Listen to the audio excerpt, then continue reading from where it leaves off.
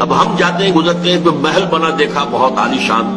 تو ایک دفعہ تو ہمارے اعصاب کے اندر جو ہے تھرتھراہٹ پیدا ہو جاتی ہے نا، یہ کتنے خوش نصیب لوگ ہیں، کیسی کیسی کوٹیاں، کیسے کیسے محل ان کو نصیب ہے۔ اگر ایمان ہو تو کچھ نہیں ہوگا، کوئی اثرات آپ پر نہیں ہوگا، کیونکہ دنیا بے حقیقت ہے، اس کی کوئی حقیقت ہی نہیں۔ حضور نے فرمایا کہ اگر دنیا و ما فیہا کی وقت اللہ کی نگاہ میں ایک مچھر کے پر جتنی بھی ہوتی،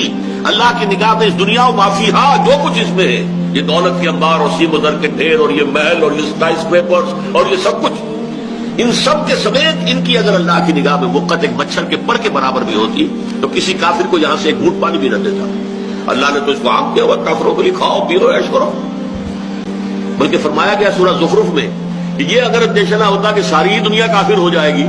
تو ہم تو ان کافروں کے لیے ایسے محل بناتے کہ ان کی چھتیں چاندی کی ہوتی، دروازے چاندی کے ہوتے، ان کے چھپر کٹ چاندی کے ہوتے، بلکہ سونے کے ہوتے، لیکن یہ بھی سب کچھ ہمارے نزدیک بے حقیقت ہے، کوئی حیثیت ہی نہیں۔ یہ کیفیت اگر اب میری نہیں ہے تو پھر وہ ایمان کی حقیقت تو مجھے نصیب نہیں ہے۔